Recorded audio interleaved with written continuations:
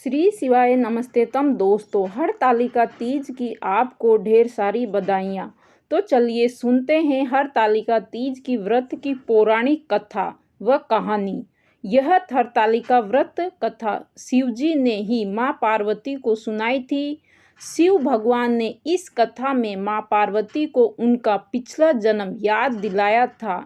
तो चलिए सुनते हैं कहानी।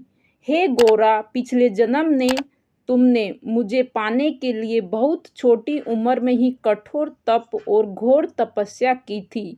तुमने ना तो कुछ खाया और ना ही पिया, बस हवा और सूखे पत्ते चबाए। जला देने वाली गर्मी हो या कपा देने वाली ठंड, तुम नहीं हटी, डटी रही। बारिश में तुमने जल नहीं पिया। तुम्हें इस हालात में देखकर तुम्हारे पिता दुखी थे। उनको दुखी देखकर नारद मुनि आए और कहा कि मैं भगवान विष्णु के भेजने पर यहाँ आया हूँ। वह आपकी कन्या की से विवाह करना चाहते हैं। इस बारे में आपकी राय जानना चाहता हूँ। नारद जी की बात सुनकर आपके पिता बोले, अगर भगवान विष्णु यह चाहते हैं तो उन्हें कोई आपत्ति नहीं है, परंतु जब तुम्हें इस विवाह के बारे में पता चला तो तुम दुखी हो गई। तुम्हारी एक सहेली ने तुम्हारे दुख का कारण पूछा तो तुमने कहा कि मैंने सच्चे मन से भगवान शिव का वर्णन किया है, किंतु मेरे पिता ने मेरे विवाह विष्णु जी के साथ तय कर दिया है। मैं विचित्र धर्म संकट में हूँ। अब मेरे पास प्राण त्याग देने के अलावा कोई और उपाय नहीं बचा। तुम्हारी सखी बहुत ही समझदार थी। उसने कहा, प्राण छोड़ने का यहाँ का कारण ही क्या है? संकट के समय धैर्य से काम लेना चाहिए। भारतीय नारी के जीवन की सार्थकता इसी में है कि जिसे मन से पति रूप में एक बार वर्णन कर लिया है, जीवन पर्यंत उसी से निर्वाह करे। मैं तुम्हें घनघोर वन में ले चलती हूँ, जो साधक स्थल भी है और जहाँ तुम्हारे पिता तुम्हें खोज भी नहीं पाएंगे। मुझे पूर्ण विश्वास है कि ईश्वर अवश्य ही तुम्हारी सहायता करेंगे।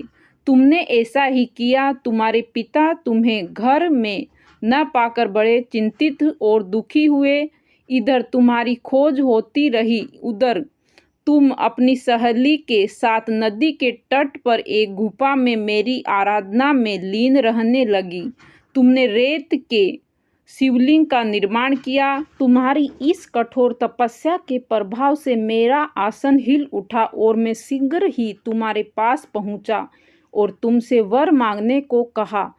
तब अपनी तपस्या के फलीभूत मुझे अपने समक्ष पाकर तुमने कहा, मैं आपको सच्चे मन से पति के रूप में वर्णन कर चुकी हूँ।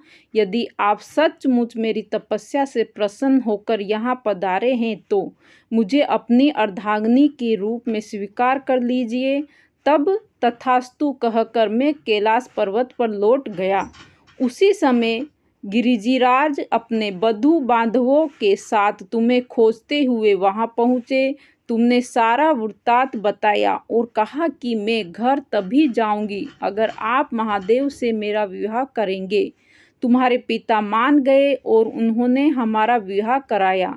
इस व्रत का महत्व यह है कि मैं इस व्रत को पूर्ण निष्ठा से करने वाली प्रत्येक स्त्री को मनवांछित फल देता हूँ।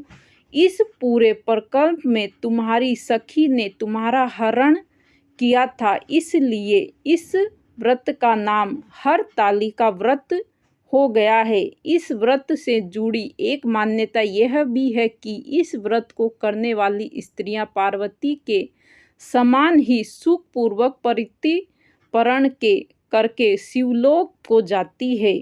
सौभाग्यवती स्त्रियां अपने सुहाग को अखंड बनाए रखने और अविवाहित युवतियों मन मुताबिक वर पाने के लिए हरतालिका तीज का व्रत करती है।